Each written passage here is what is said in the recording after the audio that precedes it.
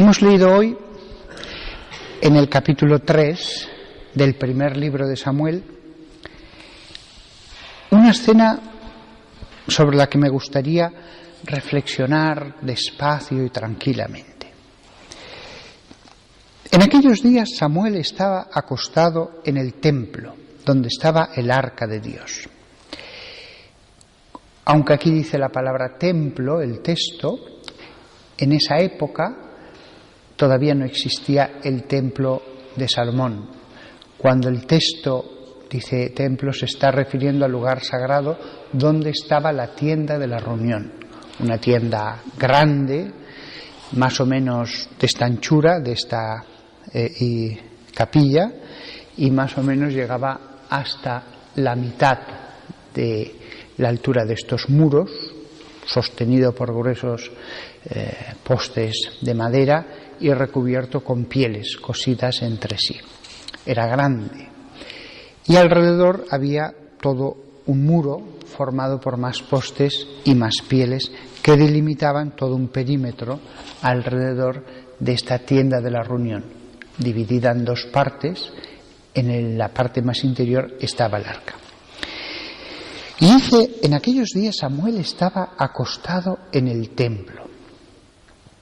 El texto bien se puede interpretar como que estaba acostado en el interior del perímetro que delimitaba el espacio sagrado.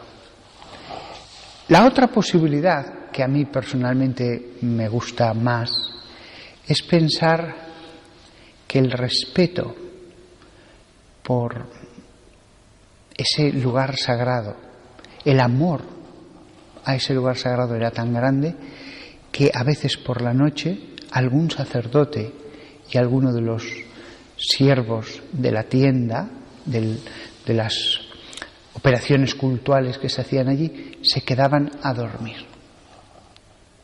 Como privilegio de decir, voy a estar con el Señor toda la noche. No en el Sancta Sanctorum, sino en la parte santa. Me sorprendió al leer una vida de Santo Tomás Becket, arzobispo de Canterbury en la Edad Media, que alguna vez que él estaba muy preocupado y quería orar por algún asunto más tiempo, él tenía ocupaciones como arzobispo, entonces a veces pedía a los monjes con los que vivía en la abadía de Canterbury, les pedía que que arreglaran las cosas para dormir en la catedral. Efectivamente, él llegaba vestido, normal, estaba orando y al cabo ya de un tiempo, cuando ya tenía sueño, pues se recostaba sobre aquel jergón y pasaba toda la noche en el templo del Señor. Esta idea me parece preciosa, la del alma que tiene tanto amor al lugar sagrado, a la presencia de Dios en el templo, que dice, quiero quedarme incluso toda la noche, quiero dormir allí, quiero ser un habitante del templo. Conociendo el amor que tenían los buenos israelitas hacia el templo del Señor, yo me inclino a pensar que Samuel estaba verdaderamente recostado en un rincón en el interior de la tienda de la reunión. Y entonces estaba durmiendo, pero dice el texto que el Señor llamó a Samuel y él respondió, aquí estoy. Fue corriendo a donde estaba Elí y le dijo, aquí estoy, vengo porque me has llamado. Elí respondió, no te he llamado, vuelve a acostarte. La primera vez pensó, pensará que le he llamado, no le debió dar más importancia. Pero volvió a llamar el Señor a Samuel. Él se levantó y fue a donde estaba Elí y le dijo, aquí estoy, vengo porque me has llamado. Respondió Elí, no te he llamado, vuelve a acostarte. Aquella vez ya el sacerdote, el anciano sacerdote, debió quedar más extrañado. La primera vez sí que uno puede oír algo y pensar que le han llamado, pero ya 2 veces. Bueno, Aún no conocía Samuel al Señor, porque no le había sido revelada la palabra del Señor. Es decir, Samuel hasta ese momento como otro de los jóvenes que estaban allí en el templo, normal. Oraba a Dios, pero nunca había escuchado a Dios mismo. Por tercera vez llamó el Señor a Samuel, y él se fue a donde estaba Elí y le dijo: aquí estoy, vengo porque me has llamado. Y Elí, que era un buen sacerdote, que era un hombre de fe, no una persona que se ríe de las intervenciones de Dios, un racionalista, un hombre que se cree inteligente y con la mente muy segura, era un hombre abierto a la acción del Espíritu. Y dice el texto: Elí comprendió que era el Señor quien llamaba al muchacho y dijo a Samuel: anda, acuéstate, y si te llama alguien, responde: habla, Señor, que tu siervo escucha. Samuel fue, se acostó en su sitio. El Señor se presentó y le llamó como antes: Samuel, Samuel. Él respondió: habla, Señor, que tu siervo escucha.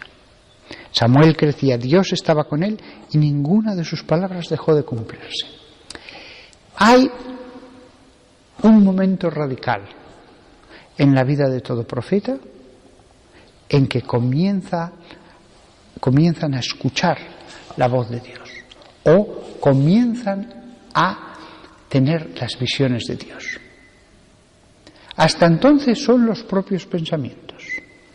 Pero lo que distingue a un profeta de cualquier otra persona es que hay un momento en que interviene Dios y sigue interviniendo. Lo que hace de alguien un profeta no es que un día tuvo una revelación, sino que es la persona que tiene revelaciones. Bien sea que le vienen las palabras, bien sea que tiene visiones.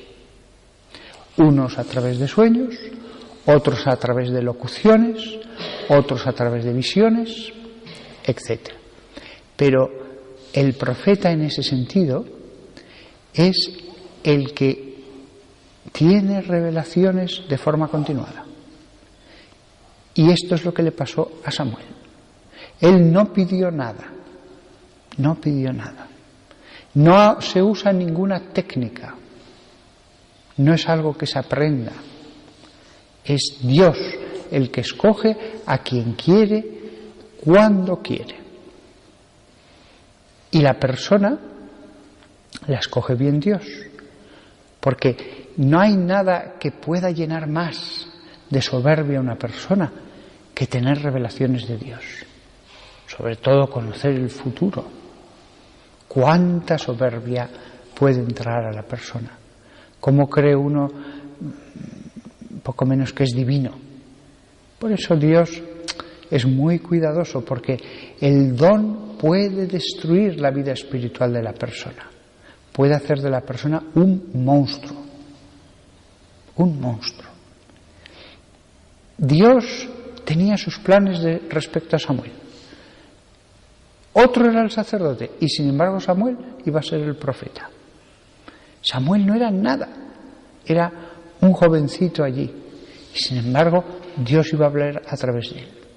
Y esto es lo que se ve en el último versículo que hemos leído. Samuel crecía, Dios estaba con él y ninguna de sus palabras dejó de cumplirse. Vemos el tiempo de Israel, que siempre Dios envió sus profetas. Dios siempre envió personas que les indicaran el camino. Y después también, en el cristianismo, Dios ha enviado profetas en todos los siglos. Los llamamos santos, místicos.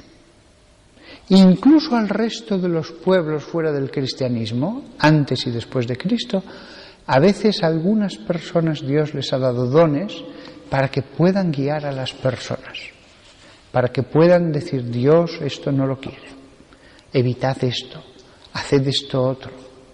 Y por eso, incluso fuera del cristianismo, vemos cómo hay en Oriente monasterios.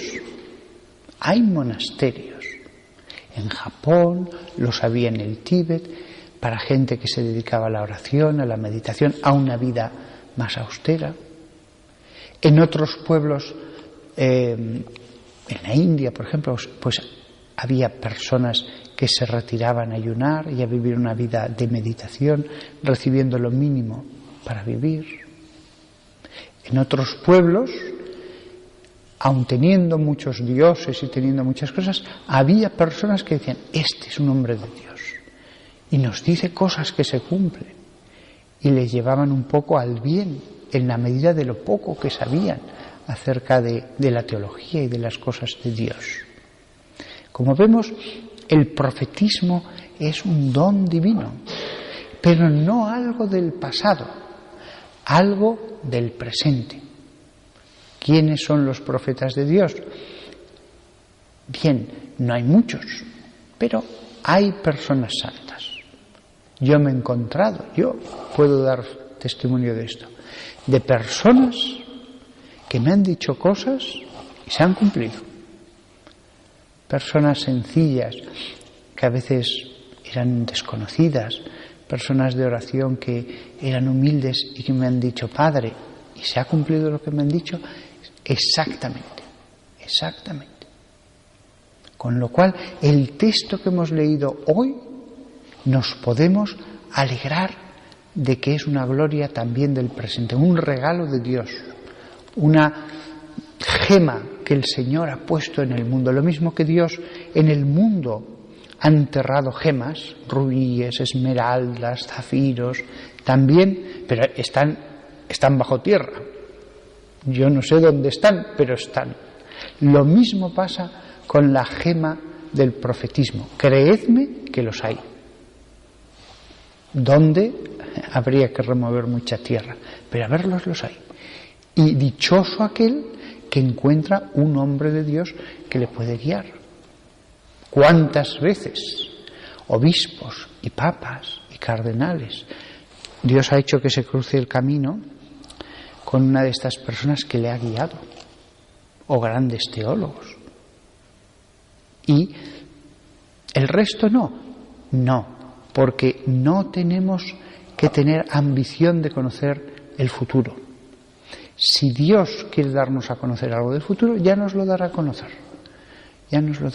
Nosotros debemos regirnos por la razón, por el sentido común.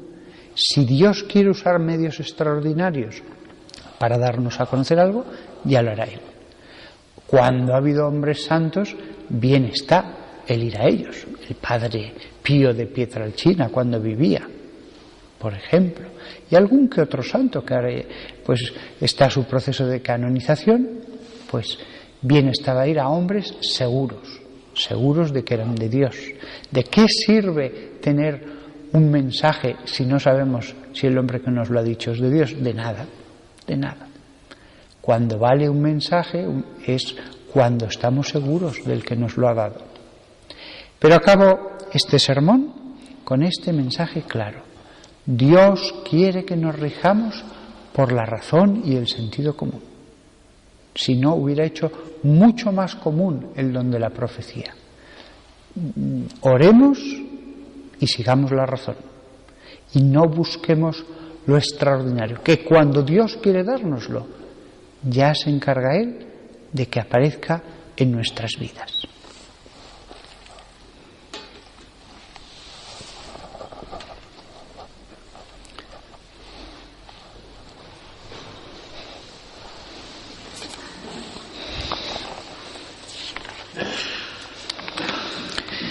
Creo en Dios Padre Todopoderoso, Creador del cielo y de la tierra. Creo en Jesucristo, su único Hijo, nuestro Señor, que fue concebido por obra y gracia del Espíritu Santo, nació de Santa María Virgen, padeció bajo el poder de Poncio Pilato, fue crucificado, muerto y sepultado, descendió a los infiernos, al tercer día resucitó de entre los muertos, subió a los cielos y está sentado a la derecha de Dios Padre Todopoderoso. Desde allí ha de venir a juzgar a vivos y muertos. Creo en el Espíritu Santo, la Santa Iglesia Católica, la comunión de los santos, el perdón de los pecados, la resurrección de la carne y la vida eterna. Amén.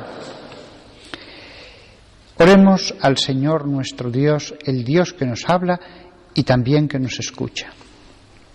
Por el pueblo santo de Dios, para que manifieste la fidelidad al mensaje evangélico.